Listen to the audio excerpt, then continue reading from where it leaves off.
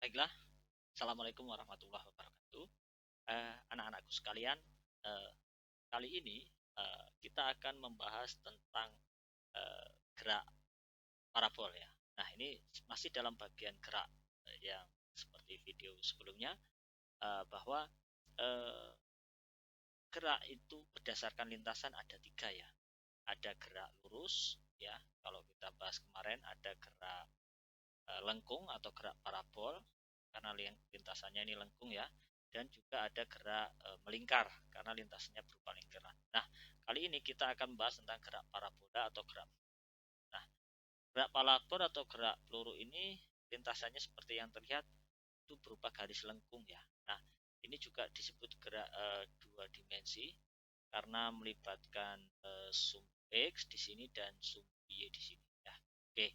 Nah, anak-anakku semua, bahwa eh, gerak lengkung ini tentu berbeda dengan gerak lurus. Karena dia dua dimensi, maka eh, memiliki dua komponen X Y tadi ya, komponen sumbu X dan komponen sumbu Y, sehingga terkait dengan apa namanya besaran-besaran gerak seperti posisi ya kan, posisi ada apa kecepatan gitu ya, kecepatan, oke, terus ada eh, istilahnya percepatan ya kan. Nah, itu semuanya juga mengandung eh, posisi sumbu X dan posisi sumbu Y. Itu juga dengan kecepatan berarti ada Vx dan ada Vy. Nah, kecepatan juga gitu, ada Ax dan Ay. Nah, karena ini gerak dua dimensi gitu. Jadi konsekuensinya maka ada unsur sumbu X dan ada unsur sumbu Y. Oke, anak-anakku semua. Selanjutnya kita akan coba menganalisis lebih jauh terkait dengan gerak lengkung ini atau gerak ini ya. Ini seperti yang terlihat pada gambar bahwa ini ada sebuah bola, mungkin kelihatan kecil ya gambar bolanya. Oke, bola ini kita naikkan ke atas dengan kecepatan awal ya, karena dia bisa naik dengan kecepatan awal. Kalau dia tidak memiliki kecepatan awal maka ya tidak bisa naik. V0. Oke. Dan membentuk sudut. Nah, ini membentuk sudut theta ya. Terserah ya sudutnya berapa. Oke. Sehingga nanti lama-lama dia akan naik, naik, naik ini di posisi satu ya kan. Oke, ini naik di posisi 2, naik di posisi 3. Ini turun ya. Setelah di posisi 2 dia turun di posisi 3, kemudian di posisi 4. Oke. Seperti itu ya. Nah, di posisi satu, di posisi 2 dan di posisi 3 serta di posisi 4 tentu bola ini akan mengalami kecepatan masing-masing gitu ya. Oke. Kita analisis dari posisi 0 ya, posisi awal ya. Oke. Di posisi 0 benda mulai start dengan kecepatan V0.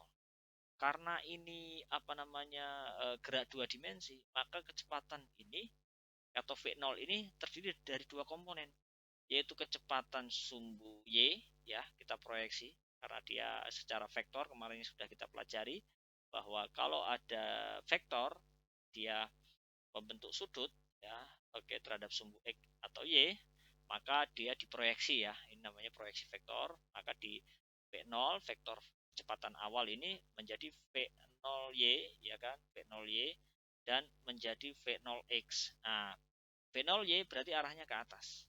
Nah, V0Y inilah yang menyebabkan benda naik gitu ya. Terjadi perubahan ketinggian. Sedangkan V0X ini adalah menyebabkan bola ini maju ke depan ya terus, sehingga nanti ada jarak mendatarnya ya kan. Oke. Kemudian kita coba apa namanya uraikan. Jadi kalau secara vektor maka V0x itu berarti sumbu X ya, karena sumbu X ini membentuk sudut theta, maka sesuai yang kita pelajari V0 cos theta kemarin ya. Sedangkan V0y, oke, mohon maaf ini V0y ya, ini komponen sumbu Y, yaitu berarti adalah V0 itu sendiri dikali sin theta. Nah, anak-anak harus juga masih ingat apa namanya simbol-simbol dari apa namanya mohon maaf ya, besar sudut theta itu juga harus selalu diingat. Oke. Kemudian V0Y menyebabkan dia naik. V0x menyebabkan dia bergerak ke depan seperti itu. Kemudian kalau kita analisis lagi, bola akan nyampe di posisi 1. Nah, di posisi 1 ini bola memiliki dua kecepatan ya, yaitu ada VY dan ini ada VX. Ya, ini mohon maaf ini tidak ini ya. VX. Jadi ada VY, ada VX. Jadi ada dua komponen kecepatan. Di setiap titik, di titik 1 misalnya titik ini titik 1 ya kan, itu ada Vx dan Vy. Kemudian di titik 2 sebenarnya juga ada Vx dan Vy. Cuma di sini karena di titik 2 ini adalah Y-nya maksimum atau tingginya maksimum, maka Vy-nya 0. Karena Vy ini tadi seperti yang saya sampaikan adalah V yang menyebabkan dia naik ke atas. Kalau dia sudah di posisi Y maksimum atau titik tertinggi, maka VY-nya 0 ya, gitu ya. Nah, berarti tapi dia tetap maju ke depan bola ini. Berarti masih memiliki komponen Vx ya. Masih memiliki komponen Vx ya, oke, oke. Nah, terus apa namanya? Kemudian sini terus Vx-nya, terus Vy-nya ke bawah. Karena setelah dia di posisi tertinggi 0, dia turun di sini, maka arah VY adalah ke bawah sampai di tanah ya kan. Kemudian kalau di tanah dia berhenti, maka semuanya menjadi 0 seperti itu ya. Nah, anak-anakku, kita lihat bahwa pada arah sumbu X, pada sumbu X, pada sumbu X itu terjadi GLP. Artinya kecepatan di sumbu X itu konstan ya. Berarti kecepatannya itu konstan ya. Konstan. Oke, karena konstan maka Vx ini akan sama dengan V0 cos theta gitu ya. Ini kalau analis kita di sumbu X, V0 cos theta. Vx-nya itu adalah V0 cos theta. Oke. Nah, anak-anakku, bagaimana dengan X, Pak? Ini kan X maksimum. Kalau X setiap saat gimana? Kalau X setiap saat berarti X pada waktu tertentu itu adalah V0 ya kan, cos theta dikali T. Nah, karena apa? Karena dia GLB. Rumus GLB ya hanya satu ini, ya kan? Oke, jadi hanya V0 cos theta dikali T seperti itu. Itulah analisis gerak pada sumbu sumbu X. Nah, kemudian anak-anakku kita analisis gerak pada sumbu Y ya. Kita coba analisis gerak pada sumbu Y, di mana pada sumbu Y bola akan mengalami yang kita sebut sebagai GLBB ya.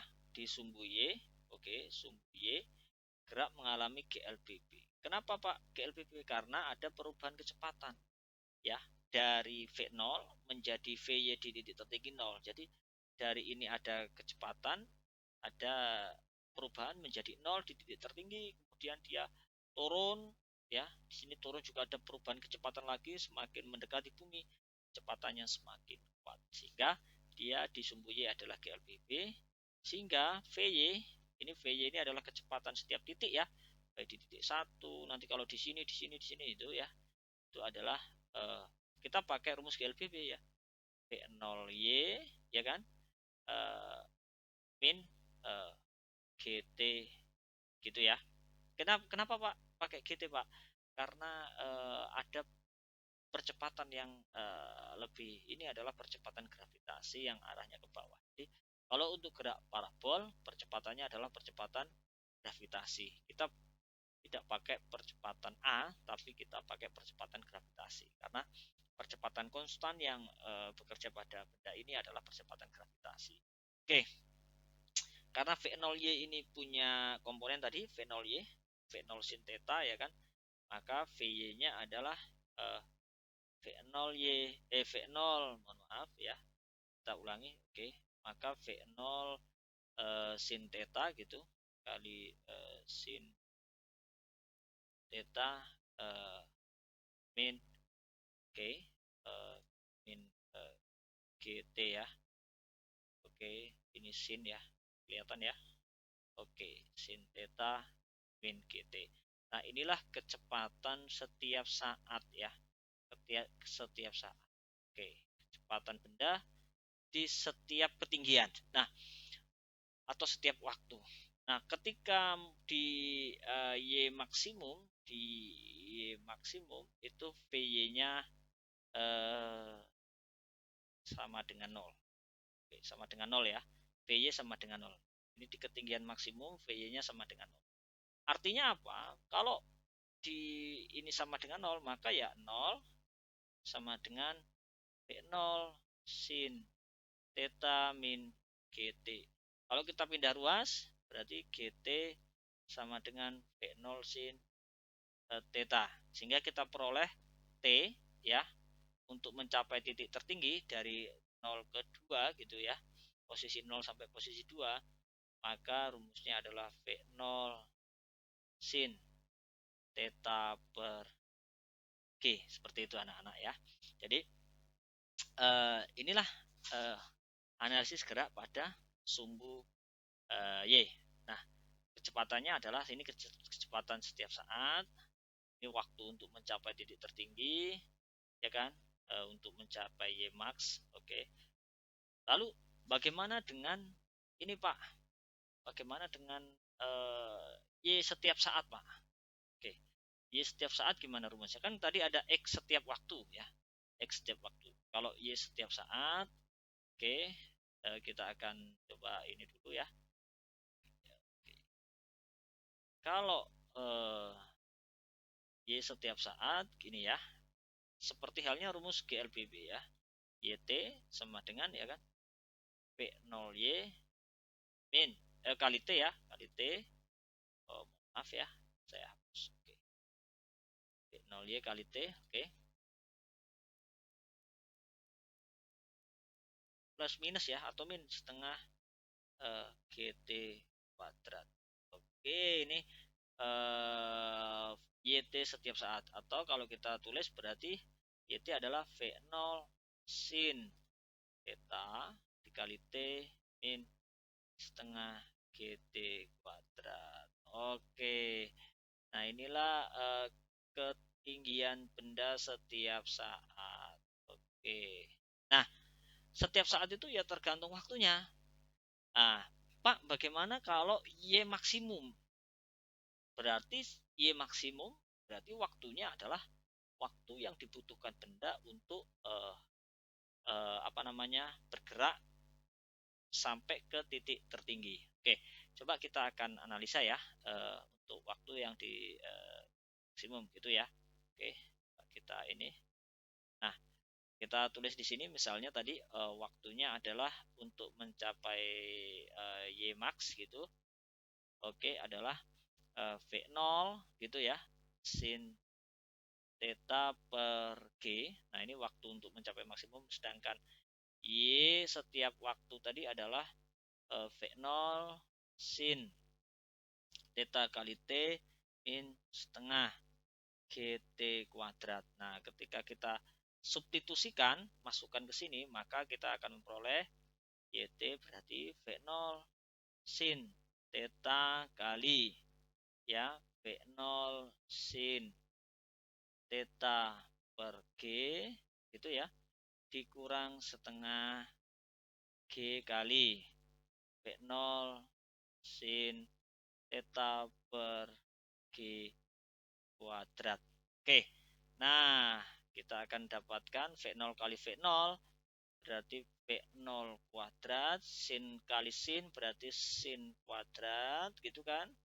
Oke, per G dikurang, nah ini karena G ini G kuadrat, maka bisa dicoret 1, sisa G-nya 1 di bawah ya. Setengah ini V0 kuadrat, V0 kuadrat, sin kuadrat berarti sin kuadrat. Oke, per G, karena G-nya sisa 1 tadi dicoret dengan ini, G kuadrat ya. Nah, ini kan sama, ini sama dengan ini sama. Ini berarti koefisiennya 1 dikurang setengah. Berarti sisanya adalah setengah. Berarti sisa setengah kali V0 kuadrat sin kuadrat theta per G. Inilah Y maksimumnya ya. Y maksimumnya, atau oke, kita nanti bisa tulis ya kan seperti ini.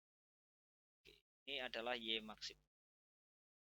Atau boleh kamu tulis lagi adalah V0 kuadrat sin ya kan kuadrat theta per 2G. Boleh ditulis seperti itu. Ya, ini sama dengan Y maksimum atau ketinggian maksimum. Oke. Boleh ditulis kayak gini, Bu. Berikutnya anak-anakku, kita tadi sudah memperoleh T untuk Y maksimum. T ini kan berarti dari sini ke tinggi maksimum ini ya. T ini T1. Nah, dari sini ke sini berarti T2. Sehingga T total itu adalah T tot ya. Itu berarti 2 kali T1 gitu kan. Berarti 2 V0 sin theta per G. Nah, sehingga ini waktu yang dibutuhkan untuk dari awal ke sini. Nah, berarti kalau kita bisa mencari X maksimum, oke, X terjauh ya, X max, oke, itu berarti kita pakai T max gitu ya, T sampai akhir gitu ya. Berarti tadi V0 gitu kan, cos theta kali T. Berarti T-nya T tot ini ya, T total gitu kan. Berarti oke, V0 cos theta kali 2 kali V0 sin theta per G. Nah, kalau kita tulis lagi, maka kita akan memperoleh V0 kali V0, V0 kuadrat ya. Oke, berarti 2 kali V0 kuadrat cos theta sin theta per G.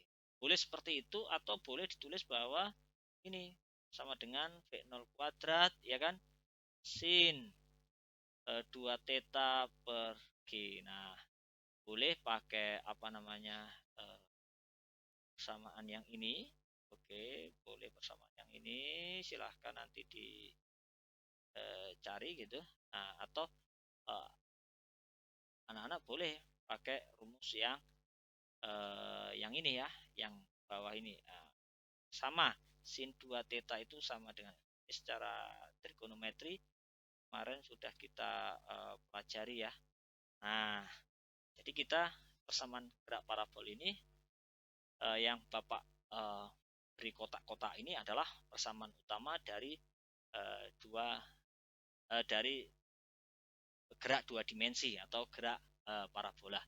Oke, nah biasanya yang ditulis apa Pak? Yang ditanyakan di soal, adalah bagaimana tinggi maksimum, bagaimana jarak terjauh, bagaimana kecepatan setiap saat, seperti yang tadi di ini, bagaimana dengan apa namanya kecepatan sesaat seperti ini, bagaimana dengan ketinggian sesaat dan jarak x x tadi x sesaat ya kan. Oke, x sesaat tadi rumusnya adalah x sama dengan V0 cos theta kali t. Nah, inilah rumus-rumus dari apa namanya gerak parabola. Nah, silahkan nanti video ini diulang-ulang, kemudian dicatat ya, dicatat dengan baik urutannya ya, urutan berpikirnya. Oke. Nah, Pak, sedikit lagi nih ya. Kan di sini misalnya di posisi 1 benda memiliki Vx ya. Tadi sudah dianu bahwa Vx itu adalah di sini V0 cos theta gitu ya. Oke. Sedangkan Vy-nya tadi adalah ini Vy-nya. Maka V-nya gimana, Pak? Nah, V ini secara vektor adalah gabungan dari Vx karena ini tegak lurus ya, maka V ini mencarinya begini ya. V itu V gabungan itu adalah akar dari Vx kuadrat ditambah oke Vy kuadrat. Nah, inilah eh, apa kecepatan gabungan ya, kecepatan resultan. Nah, kalau nanti ditanya cuma kecepatan saja, berarti yang dimaksud di situ adalah kecepatan resultannya ya. Vx ya. Sedangkan kalau yang ditanya spesifik Vx, maka dia V0 cos theta. Sedangkan kalau yang ditanya adalah Vy, maka VY-nya rumusnya adalah ini ya. VY-nya adalah rumusnya V0 dikali sin gitu kan, dikali sin theta Oke. Nah, min GT. Nah, seperti itu ya anak-anak ya. Jadi oke, silahkan dicatat secara rapi. Oke, mungkin itu penjelasan secara konsep. Nanti kita lanjut ke latihan-latihan soal. Terima kasih.